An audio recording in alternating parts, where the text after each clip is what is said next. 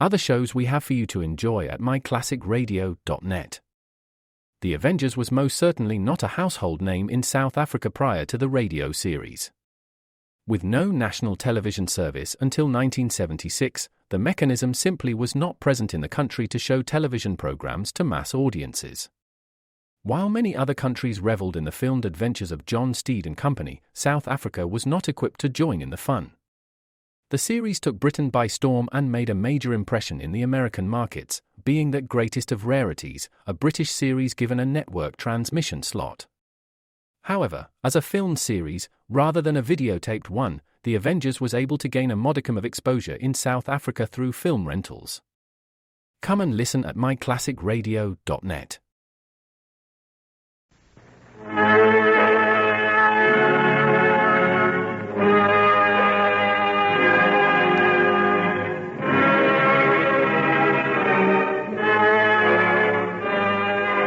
Ladies and gentlemen, we now present George Edwards in Dr. Jekyll and Mr. Hyde.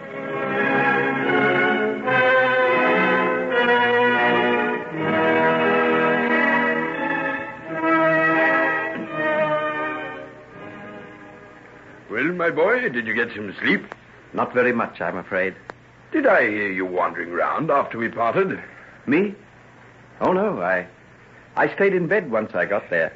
You look as though you could do with an hour or two more. Have some breakfast. The cook's provided some excellent kidneys. Thanks, I think coffee will do me this morning. Care to see the paper? Anything in it?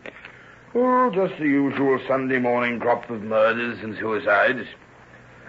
Funny how they seem to break out over the weekend. Everybody too busy during the week, I suppose. By the way, were you out in the old dissecting room while you've been up here this time? Oh, dear, you've spilled the coffee all over the tablecloth. I'm sorry, it's awfully clumsy of me. Hands none too steady this morning. Wait a minute, I'll wipe it up. I suppose Mrs. Porter will forgive you. What made you ask about the dissecting room? I happened to take a look in there before breakfast. There were traces of a fire having been lit there quite recently. Last night, I should say. No, I wasn't there. I wonder who it could have been. One of the servants, perhaps. They might have been entertaining some friends. I'll have the lock on the outer door changed. Oh, by the way, it was open when I looked. Open was it? Oh, well, perhaps the nocturnal visitor left in a hurry. It's a bad business, really. I thought I could rely on all the people we have here. That back door gives access to a very bad part of the city. We can't afford to risk having that door left open. You know, Father, I was only thinking the other day that I'd like to have that place cleaned up. I'll be wanting to go on with my work even during vacation. And I could do all sorts of things out there without making a nuisance of myself. But wouldn't it be better to forget about work? You can't keep going all the time. Well, I'd like to play around there sometimes. There's so much equipment there already, and Professor Marriott and I are working on a scheme now that must be gone on with. I'll have to work somewhere, and it's so quiet and so isolated. Then have it, by all means. We'll go out and have a look at it after we've finished breakfast. Sure you won't look at the paper? Oh, I suppose I might as well have a glance at it. What time do you leave tonight? 7:10, I think. Then you'll have time for early dinner. I'm going back to Maryland tomorrow. Just took a flying trip to attend to a small piece of business. Well, what's the matter? This girl. Do you see her picture? Oh, that. Tried to throw herself off Battersea Bridge, didn't she? I know her. You do? It's Hetty. Hetty Wilson. Don't you remember? I told you about her. She was the girl who was mixed up with that business of David Markham. I see. She's been arrested and charged at the Waterside Police Court for being a person without lawful means of support. What does that mean, Father? It means she'll probably be sent to a house of detention for a while. Jail? Hetty in jail? Would you like me to get in touch with Utterson and get him to see what he can do about it? Mr. Utterson? Margaret's father? Oh, I know. I'll go myself. Will I go with you? No, I'll go alone. Well, you'll find me here all morning if you want me.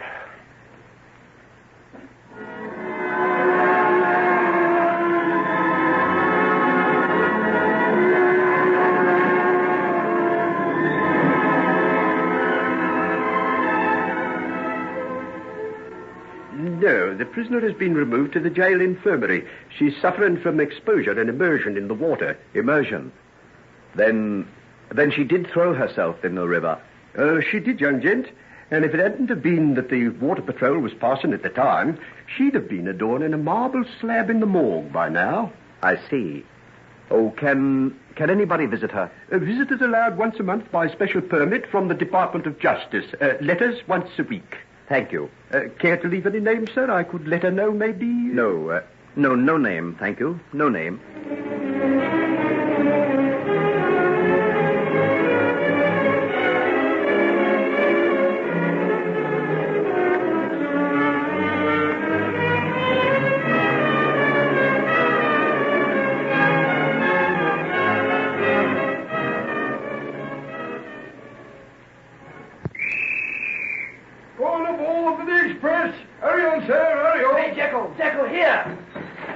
Thank heavens you've made it. Roberts and I are in a fit. Nice mess you'd have been in if you hadn't been there for assembly tomorrow morning. What's the matter with you? You look all out. I had to rush for the train. Making the most out of merry old London town, eh? I must say you're a dark horse. Roberts and I are a couple of babes in arms compared to you. I wish to show us the way around next time. Still, we didn't do so badly. Have a good time today? Oh, yes. Marvelous. Don't know when I enjoyed myself so much before. Who was the little piece you got away with last night? Don't mind my asking, do you? Oh, no, not in the least. She's a Hungarian princess in disguise. Takes drugs, poor thing. Very sad case. Hungarian... Oh, get out. That's for a yarn. Still, I suppose that's your way of telling me to mind my own business. I say, look at old Roberts over there. Sound asleep already. Think I'll do likewise.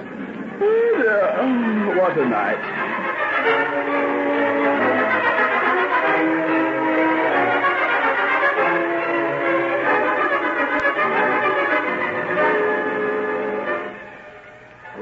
Mr. Jekyll, may I detain you for a moment? Yes, Professor. I had occasion to visit your rooms over the weekend. You were absent. Yes, I went for a longish walk in the woods, sir. Oh, yes, I guessed as much.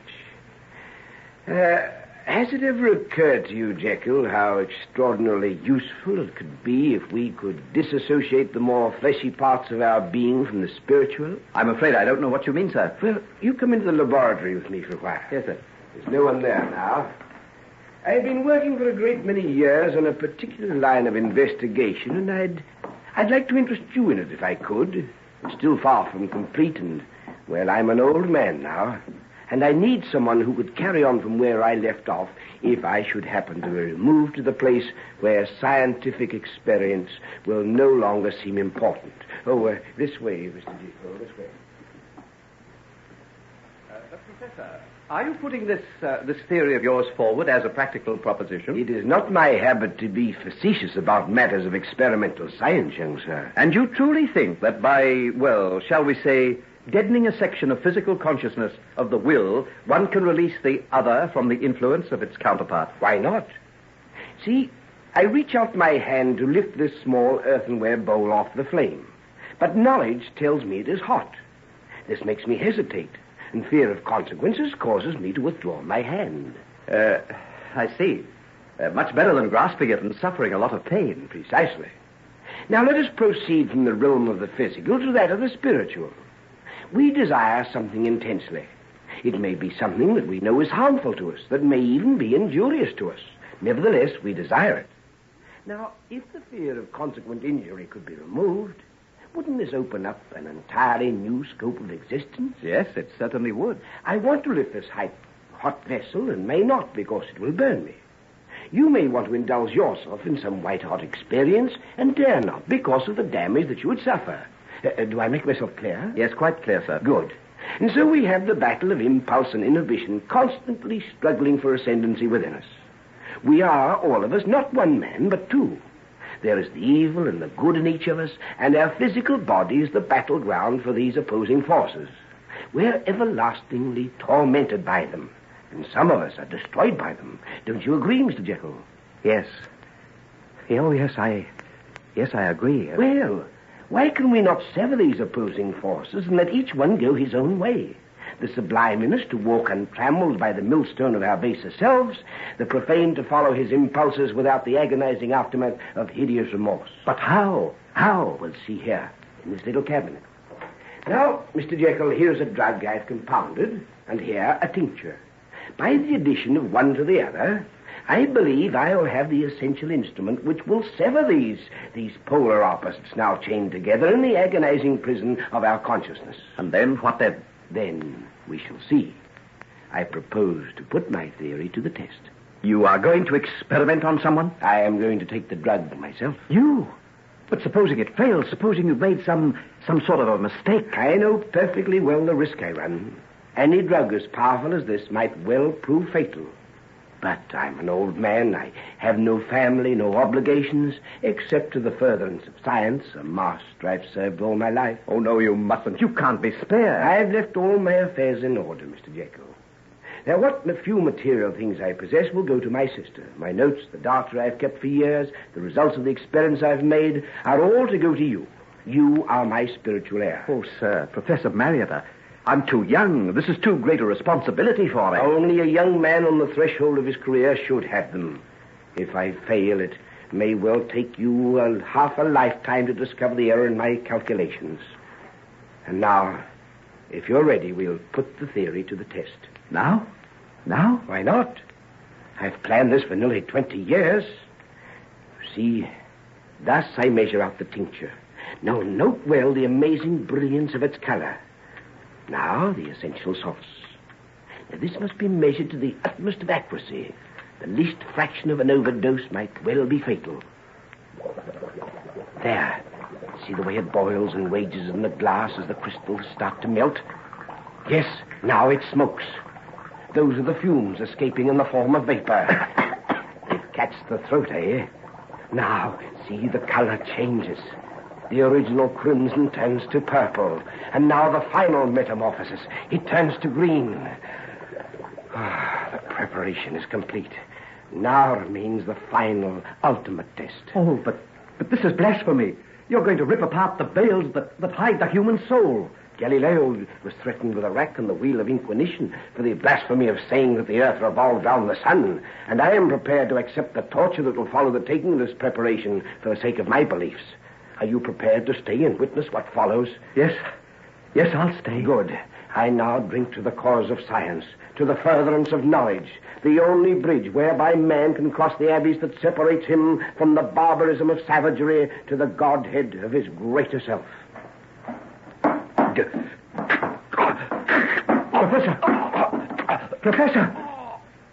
Professor, he's dead.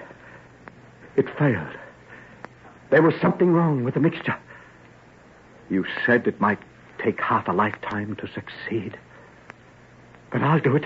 I'll not fail to carry out your trust in me. I shall succeed where you have failed.